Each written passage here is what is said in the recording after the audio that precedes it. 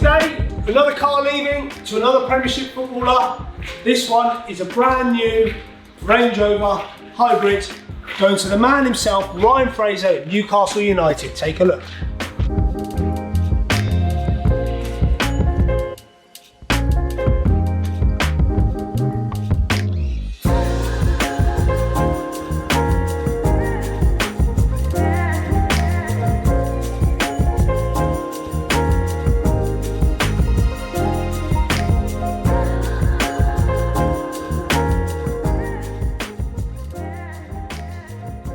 That's all he does.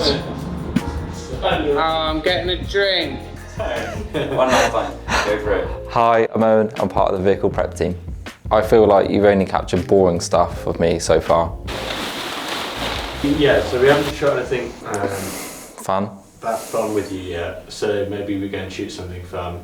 What are you gonna go and do now? I'm gonna go and make a cup of tea.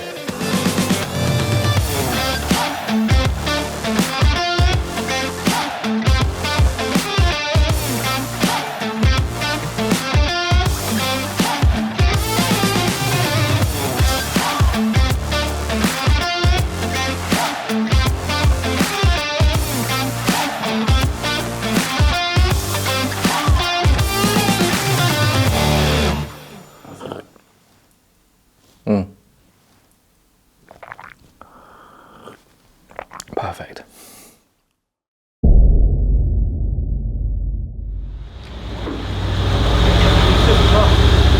We need some space.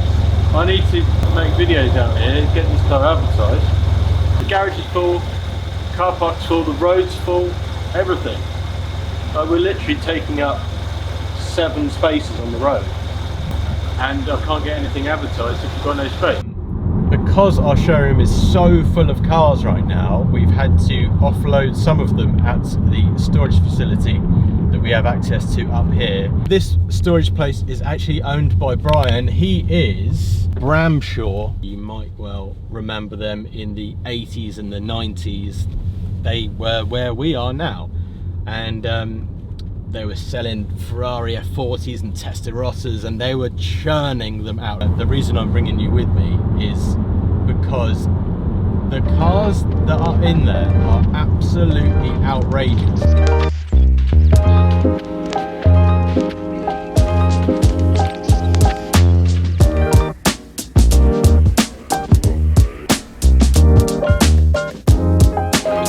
So that is a Ferrari Testarossa when they were new in our showroom.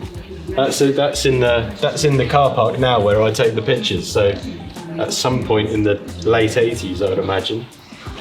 You can see the brickwork is still the same and just on a different wall, but that's really cool to see.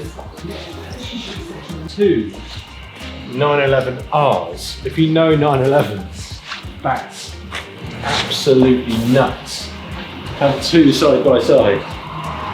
And then, right next to it, a GT2 RS with the Weissach package. Look, the Porsche logo is painted on. The roofs were such a nightmare. Yeah. I used to piss water in. I remember it took me forever to sell it. And now, that's probably knocking the door at 175, 180. When I look at some of the things that we used to struggle with, we had 14 F40s over a period of 10 years. Never kept any of them because you didn't know them. They were just in and out, you know? Yeah. I do like those a lot. They remind me of being a kid.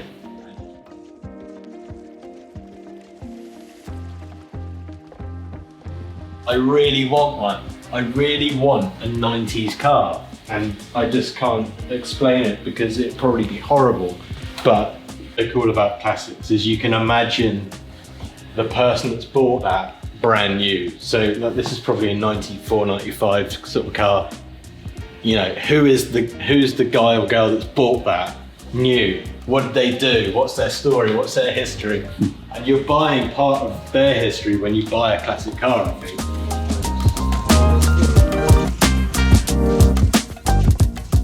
Okay, back in the showroom now, and I've just got to take some quick pictures of this Mercedes GLE 63S, which is going out this afternoon.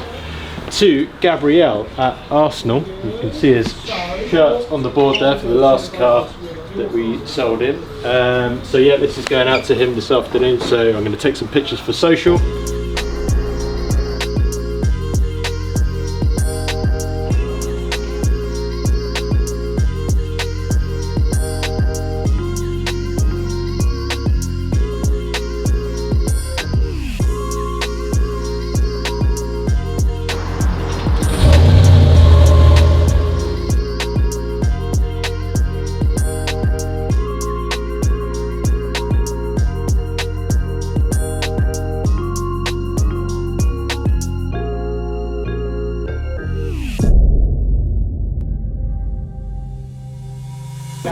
Just check my invoice is good.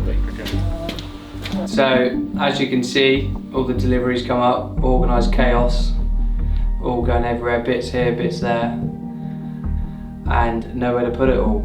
So it can become a pain when we're kitting the cars, because we don't know what box is for what reg, and there's some in the back in the garage, some in the office, some put under my desk. So instead of it all over the floor, our dream, mine and Macca's as well, is to have like racking system. Imagine having like racking in front of a ramp, so you pull it into that bay and everything for that job is in front of that car. So that would be perfect. And at the moment, storage is like down the end of the showroom, a bit where the number plate machine is, some in our bay. It's just crazy. So we're just going to drive down and have a look at what will become Premier Sports Customs. At the moment it's just a completely empty shell, and we're going to have a chat with the lads and see what their plans are for the building. And we've decided like this is the clean area. Okay. We've got ramps, polishing, kits, we've got a wrap bay, detailing bay. We're quite All on this side? Yeah, we're set on stone on that. So detailing bay full of machine polishing, paint correction, ceramic coating, and obviously that side, exactly the same bay with all the satin black, with all the lights over. Lounge area, So nice customer sofa, lounge. TV, coffee, tea. So and look, so we've agreed stud wall all the way up, stud wall all the way up, nice ceiling. Yeah. But this, Joe wants to enclose it, I want to leave it I think have open. an opening, the glass. Realistically, in the winter, the building this size is going to be freezing cold. Yeah. So if you've got customers coming here, you want to box it off and keep it nice and warm for the customers.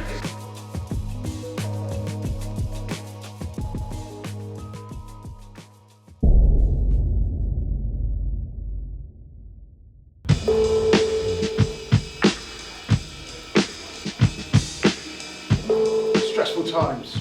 Got a player come over from abroad, just come into the country. In the process of selling him a car, we are there.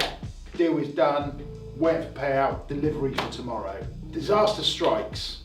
Insurer won't insure the client on the car. He would, but he's just moved into a property that's going to be within the M25, and it's a big no-go. Got the broker on the line, trying to sort it. Hopefully, fingers crossed, we get it done. It's a big deal, big player, and it's vital we get this done. Because the Urus is fine. The Urus, they will insure the Urus. It's just because Range Rover, or in general, is just they're so commonly stolen. It's mad. Put it slightly in perspective, you've got a footballer, not that this is relevant in the slightest, but because he's a footballer, they get charged a lot for insurance. He earns in excess of £250,000 a week, but it's not the point. The problem we've got is that I've got a car which I paid for, it's here, we've had signed finance docs on which I paid for the car, and on the terms of the insurance, which is already astronomical, they want more money to add him and his wife to the car. Get his. I can't get him and his wife, well not me, the insurance company won't insure both of them. What is going on? Is there no way of getting them both on policy? It's just got to a point where it's silly. I can't disagree with them, but from my point of view, I now own a car and I've got to sell it. So, yeah, it's a problem, but it happens. There is a real issue with Range Rovers and insurance. it's fine. We'll resell the car. It's not the issue, but it's more the frustrations for everyone involved and the hoops we have to jump through to actually get a car out the door and everyone happy. So we will sort it. It's one of those. But welcome to another day at Premier Sport Solutions. So Rich, just want to give you an update on this deal with. So unfortunately, we're not sorting this insurance out. So he's not going to go for the Range Rover. The good news is he's going to have the Porsche. Okay, and the twin plate. Okay. So I'm going to get the car. Has he got the insurance quote for that? He's got the insurance quote. I've spoken to Scott. He's happy with it. Yeah. I'm going to get the car into Porsche. Okay. These are windscreen sorted, a few bits and pieces, and then hopefully that will then go out early part to middle of this week. So. Good news. So the Range Rover is available. I've got something for the Range Rover. That's why I told you. Yes, at Aston Villa. Okay. That's actually good news, but I will be getting him to get an insurance quote first, as it seems to be becoming a problem. Absolutely. We rev some V8s.